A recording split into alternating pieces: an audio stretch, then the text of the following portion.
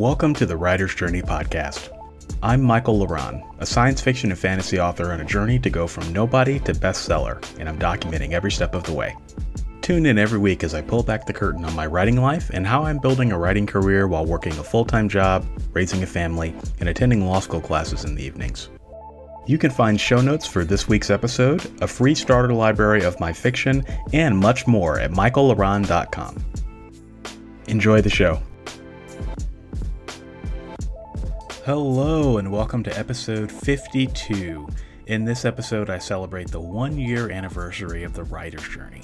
Hard to believe that it has been only 1 year and that almost exactly a year ago, I launched this podcast. So I wanted to do something bigger for the 1-year anniversary, but as we speak, I'm recovering from wisdom teeth surgery. So I'm recording this episode in advance because I wanted to do something easy so I could focus on recovering. So I'll be refreshing the podcast in the coming weeks, and I look forward to making it even more better. More better. Pardon my grammar. I look forward to making it better and more engaging for you. So I started this podcast with literally no episode downloads every week. As far as most people knew, this podcast didn't exist. It was literally just me in my office talking to a microphone about what was on my mind and what was going on in my writing life. And I didn't think anyone would really care that much. It was just really a way for me to record my progress and talk about all the things that I'm doing. But now every episode gets consistently well over 100 downloads per week, which, in the grand scheme of things still isn't anything crazy to write home about, but it's amazing because I have an audience who is tuning in to listen to me every week. So thank you for everyone who listens every week.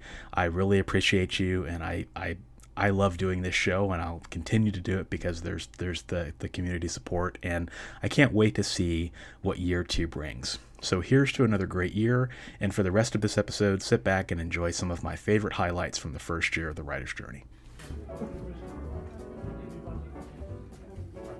Hey guys, how's everybody doing? Alright, so I had this idea for an urban fantasy. Imagine Teenage Mutant Ninja Turtles meets Little Shop of Horrors. Oh, come on. That was a good one. How about this one?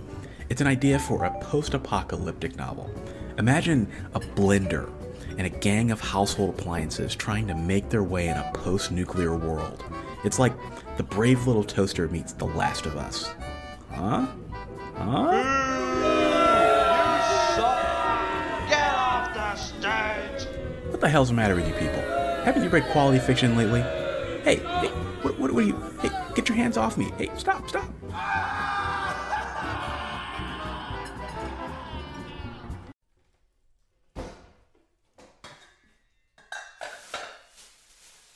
The older I get, the more appreciation I have for the 5 senses. There's something to love about paying attention to all of life's cues in a 5-dimensional way. There's this memory that I'll never forget. I was sitting in my great-grandmother's kitchen as a boy as she cooked lunch on a sunny afternoon.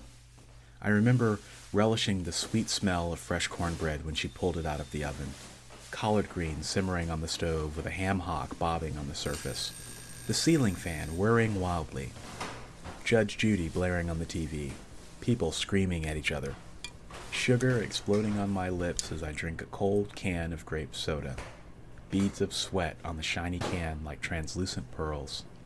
I crush the cold aluminum in my palms. Time for another one. I'm chatting with the Asian woman the whole time, and we're hitting it off. Despite the fact that I have no clue about the business she's in, I'd like to get to know her better.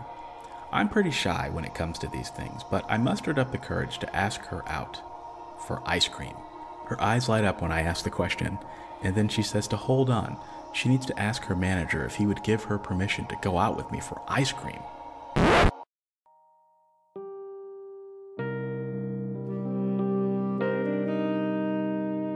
No one ever knew the man's name, so everyone just called him Bus Driver.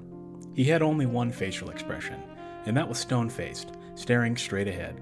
He looked like a man who'd had a life of quiet disappointment, probably because he was driving a school bus of rowdy kids who disrespected him every day. He wore the same thing every day, a denim Oxford and a trucker cap. He had a pot belly and a voice that reminded me of Bill Cosby. In fact, that's why kids made fun of him. Not a single day went by where someone in the back of the bus didn't bust out a Bill Cosby impersonation just to mock him. The kids mocked him for what he wore. They mocked him for being quiet, taunting him and trying to get him to talk, and he would just simply ignore them. He'd focus on driving the bus methodically through his serpentine route. He took a lot of crap, and he took it gracefully. Hello there. Could you pronounce your name for me again? I don't think I caught it. My name is Wrathgeist the Destroyer, and if you address me as an equal one more time, I will rip you apart and feed your bones to the crows. Well, that's a hell of an introduction. Let's move on to some listener questions. Everyone's favorite robot, Oswald, is back. This month, he actually sent me more questions than usual, so I thought I would do something special for him. That's right, guys. I'm bringing Oswald onto the show this week to chat. Let's give him a call.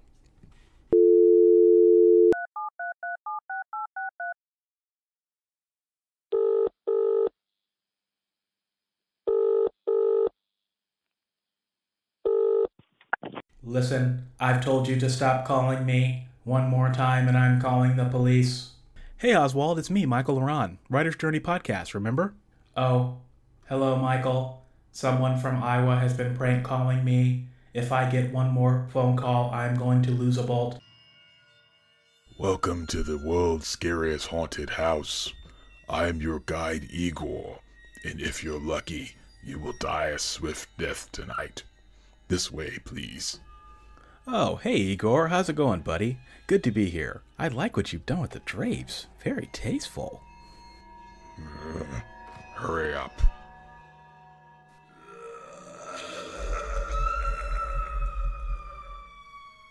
Oh, Pathetic weakling. He didn't even last 10 seconds. Ha ha. Hey, Igor, would you mind giving me a hand? Wait, you're alive? There's a 50-foot drop under that trapdoor. I climbed up, but, I need to find a restroom. I may or may not need to change my underwear. Down the hall. Second door to your left. The people that I've learned, a lot of the influencers that I've gotten to know over the years, it's not that they're doing anything unusual. They're not putting on a show, when they go on YouTube or when they go on Instagram. They've just figured out how to be themselves on the internet. Whereas I think a lot of people don't know how to do that. A lot of people are uncomfortable putting themselves in front of the camera or opening that door into their office and showing people kind of how they work. And so I think if you can get comfortable with that, that's a good thing. A lot of people, they want to know that step-by-step process. What can I do to sell my book here? What can I do to get my book in front of all these people? But they haven't done I call it the iceberg work, right? It's all that work that's beneath the surface. You can only see the 20% of the iceberg that's above the water. But if you go below the water, it's huge. And so all of that work, don't forget about that work that's underneath the surface. Thanks for joining me this week. If you like this episode, you'll enjoy my backlist episodes at michaellaron.com/podcast. For your free starter library of my favorite novels, join my fan club by visiting michaellaron.com/fanclub. If you're a writer and you want to connect with me further, check out my YouTube channel, Author Level Up, for helpful writing advice at authorlevelup.com. Thanks for listening, and I'll be back next week.